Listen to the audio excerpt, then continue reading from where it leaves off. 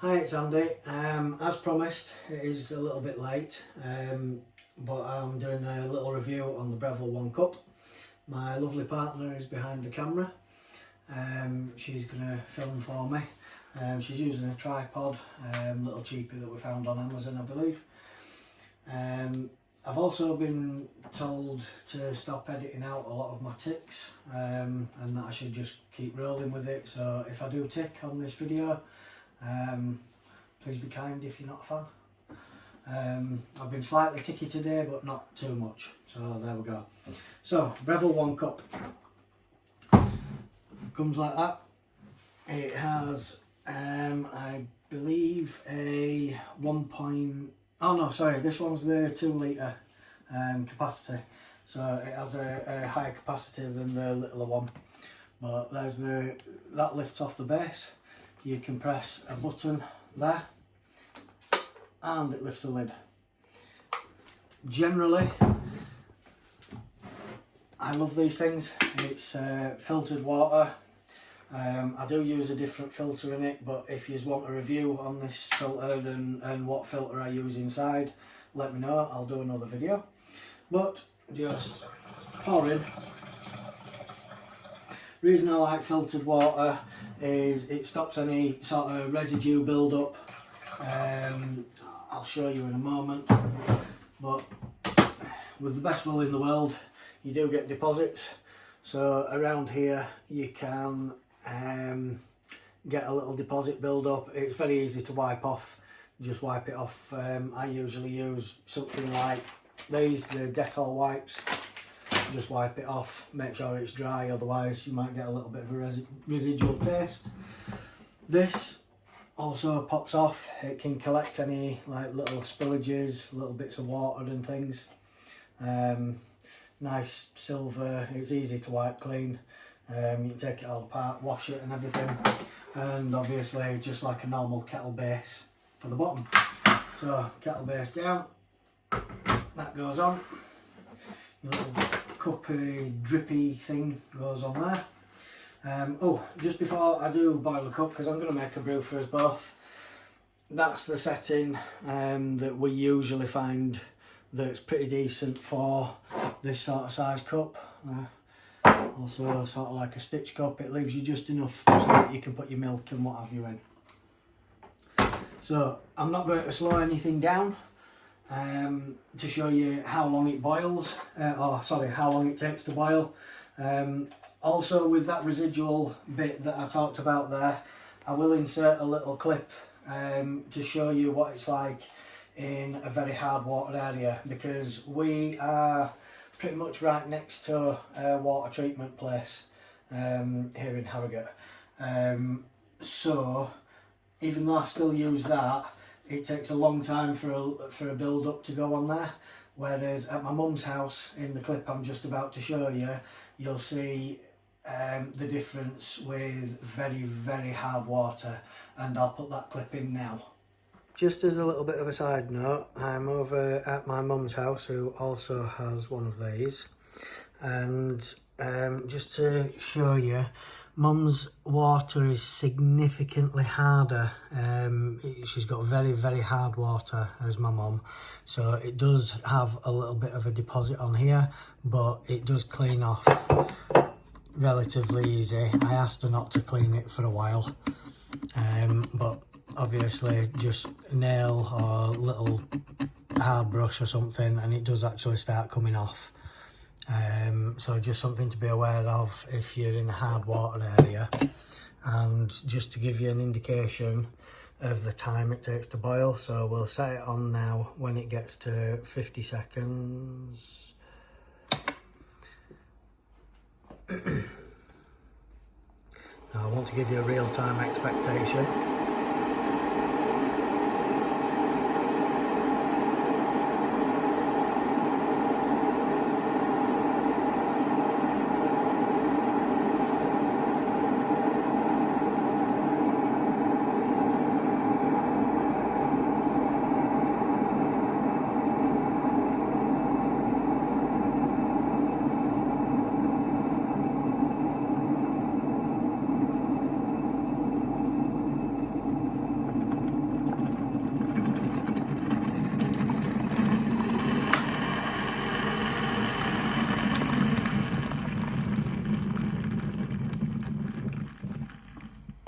50 seconds to boil that single cup there. What I will say is Mum and Dad always use this filter jug because the water is so hard, but that gives you an indication as to how hard my mum's water is.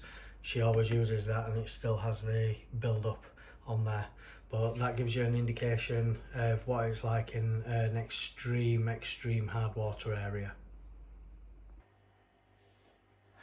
So back to this video, I'm going to make myself and my partner a drink.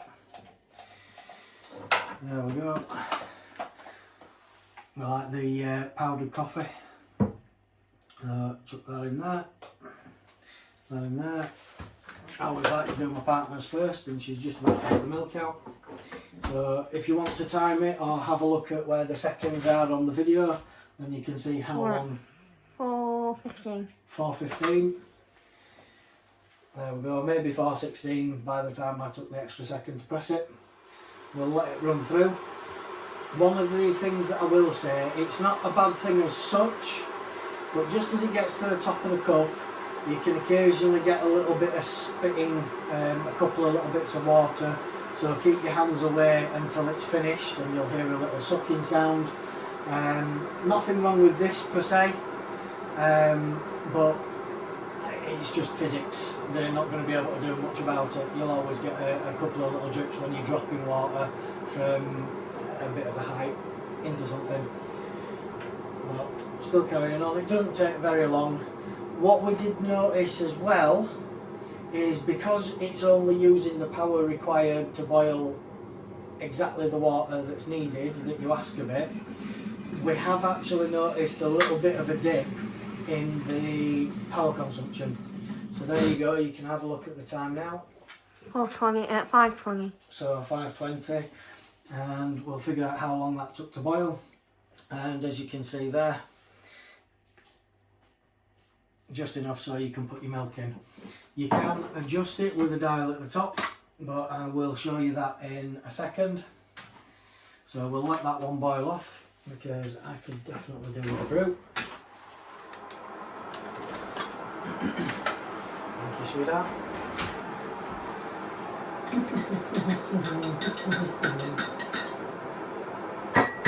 Stop it. There we go. What was the other thing I was going to do? A jug. Right, as I say, this video is going to be largely unedited just to see if it takes me less time to make the videos rather than trying to stop myself tick and then redoing the take and redoing the take and redoing the take and then putting it all together without the tick. But as I say, I'm not very ticky today anyway, which is a bit of a bonus. So that's my one being made. Again, you can see slightly larger cup mine, but you know, it's enough for a decent cuppa. So there we go, put my milk in. Shove that there a second, and as you can see, you know, nice bit of a cup. I always like to leave a little bit as well because sometimes I get a little bit shaky with my ticks. If any of you want to see or me make a video of the sort of daily things and ticks and how it works and how you can suppress and things like that, let me know. So what I'm going to do is I'm going to put this little slider across to minimum on there, and then I'm going to put it onto maximum, and I'm going to show you how much each one does, and then obviously you can adjust it in between for different size cups, etc. So we'll do that one for the minimum, and we shall see what the minimum we shall see how much water it boils on the minimum setting for you.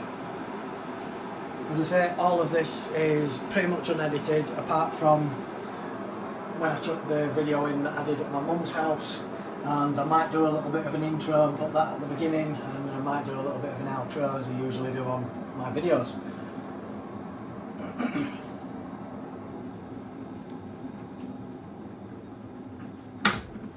Oh, by the way,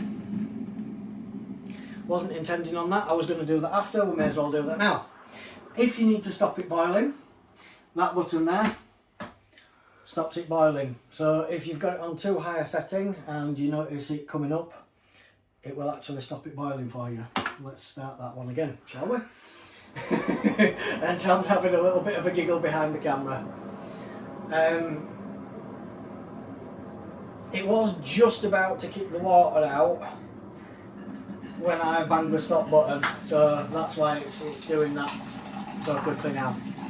But you should have some sort of indication on how long that takes. So that gives you just under 150 millilitres, and it's exactly on the line of 5 ounces of water. So that's the minimum setting. We'll empty that out. Just because it was completely dry before, I shall dry that out. And we'll put it on the maximum setting. We'll do it again. Again, I'm going to try and not press stop halfway through. So I'll move away from it while it's boiling. Obviously it'll take a little bit longer to boil because it's boiling more water, but it only uses the power it needs to boil. It only uses the power it needs to boil. Thank you for giggling at me. She does giggle at me, but she makes me more comfortable. I think it's more comfortable when people sort of laugh along and have a bit of a giggle. It doesn't make me feel like I'm doing something wrong, so quite good. Right, there we go. So that little sucking, by the way, that you can hear at the end, it finishes boiling, it sort of goes. There's a little tube inside there, and it puts water so that it primes it. It's like a pump mechanism. So that one on its maximum is halfway between 2 on this, so it's just below 300 millilitres and just above half a pint. So yeah, 12, 11, so I'd say 10.5 ounces, pretty much bang on for that one. So you can go anywhere between them two. As I say, it is pretty good. So I've just done 2 cups of coffee.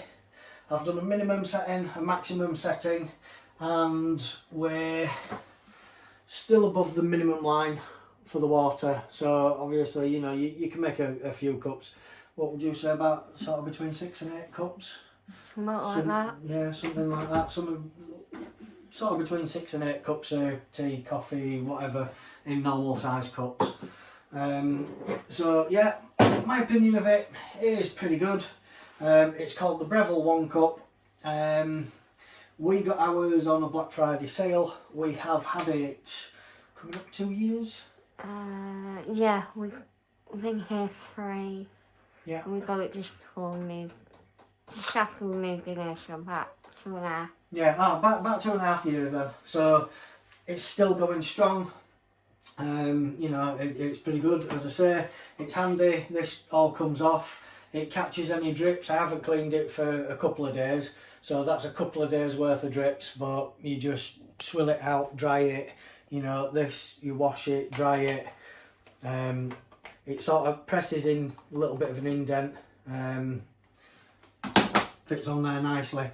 All I would say, if Breville are watching this, and they want to sponsor me, I wouldn't mind testing a couple of your products out.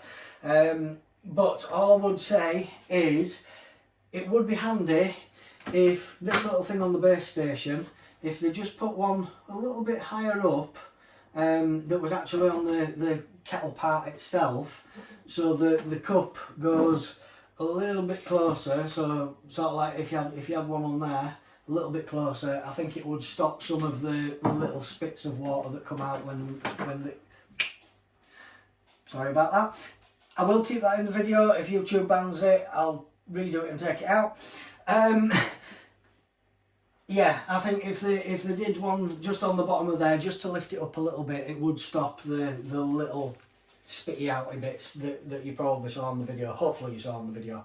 Kids use it as well. Ah, yes. So I have 2 children. One is 8, one is 10.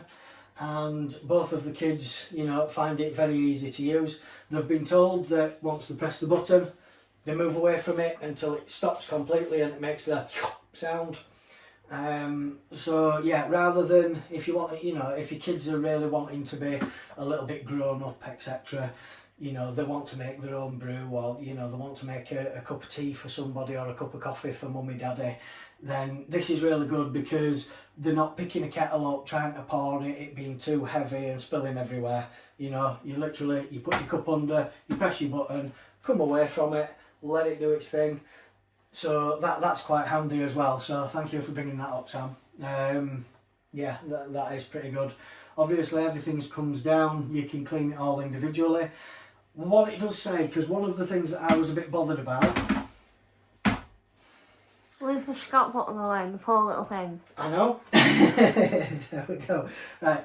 One of the things I was bothered about when we got it is because this is sort of like a bit of a closed unit, I'm thinking, well, with a kettle, drop a load of descaler in, kind of bring it to a bit of a boil, let it go down, bring it to a bit of a boil. With this, you can't really do that. So I was thinking, well, how the hell am I going to clean the inside of it? Very easy. So press the button on the back, open the lid, empty the water out, give all of that lot in there a little bit of a clean round with a sponge and everything.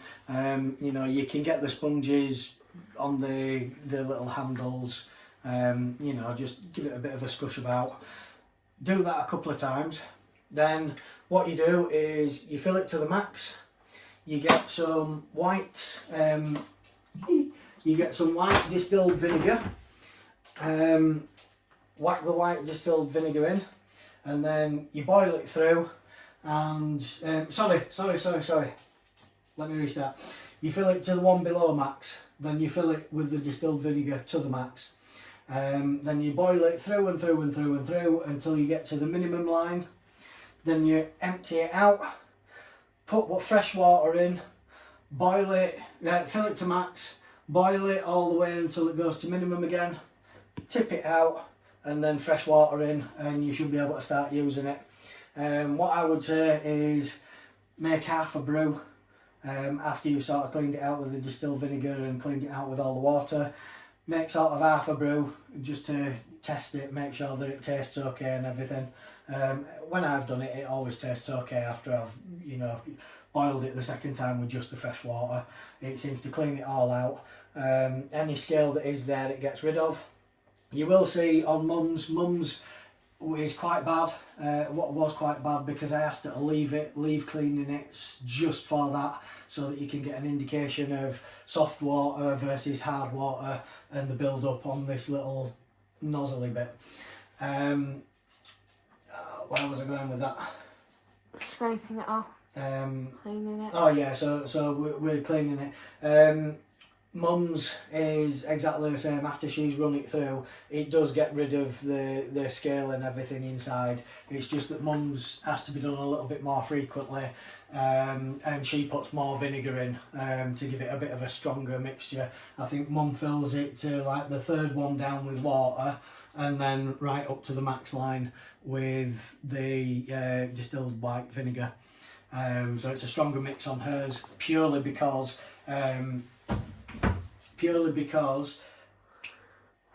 Mum's scale is a lot worse over there. She's in an extremely hard water area. So I would recommend this to anyone that's looking to save a little bit of money, because you're only boiling what you need. You're not boiling a full kettle full of water just for one brew or two brews. You know, you've got your adjustment dial, so if you want to do gravy for 3 or 4 people, whack it up to full, whack your jug under. We've generally found if we whack the water in the jug first, then do your gravy and stir it at the same time, you know, that's generally how we do the gravy. If you're doing granulated gravy, I mean, we shouldn't all be lazy, we should make our own, I know. You know, you want a little espresso, whack it down to the minimum, and if it's going to overflow, you've got a stop button there that you can just stop it. So yeah, it's nice, tidy, out of the way. I would recommend using one of these. I mean, you don't have to. The only reason we do, I think it does genuinely make it taste a little bit better. With this, you know, you just lift it, bang the water in. It goes through the carbony filter bit. Yeah, and generally, you know, as I say, we don't have to clean this very often, so I think that does do a lot to remove the scale. You will have seen Mum uses one of them, and the deposit on hers, you know, she didn't leave it that long, but the deposit on hers was a lot bad. It gives you an indication as to how bad her water is. So if Selby Council's listening, you know, sort the water out for the people around there. There's no wonder people feel crappy around there all the time, because it does mess with mine and Sam's body if we have a brew there. You know, we go over, we have a brew, and we start feeling a little bit meh. But there we go. So hopefully you enjoyed this little review. Were you thinking of something, Sam? Yeah, for the people that have, like, elderly parents or what have you that live with them with arthritis, but they still want to make their own coffee, it's good for that as well, because they can... Ah, yeah, very good point. So, yeah, rather than, you know, if grandma, granddad, you know, bad arthritis, rather than sort of lifting your full kettle and pouring and what have you, you know, when it comes time to fill, you don't have to have it under a cupboard like we have, but you can just, rotate that on there, you know, lift that up, pour your water in, bang it down. So a lot better, yeah, for people with arthritis. So Christmas ideas, just in case they've not got anything. Yeah, good Christmas idea. See, this is why we like Sam. She's very good with the ideas and things. The amount of times that she's pulled me out of a load of crap because she's had an idea, oh, we could get this person that. Brilliant. But yeah, hopefully you've really enjoyed this review. I'll say it again now, unless Sam's got anything else. That's it. That's it. There we go. No, that's perfectly fine. As I say, this one is pretty much unedited. As you've seen, I've left a couple of my ticks in. I haven't been very ticky today, so I'm quite thankful actually, because I might have relented if I'd have had a bad day and I'd have done a couple of takes, but I haven't on this one. So what you see is what you get. There you go, any little marks. What I will say, it's very easy to clean off. Yeah, hopefully you like the review, and thank you very much for watching. Have a good one.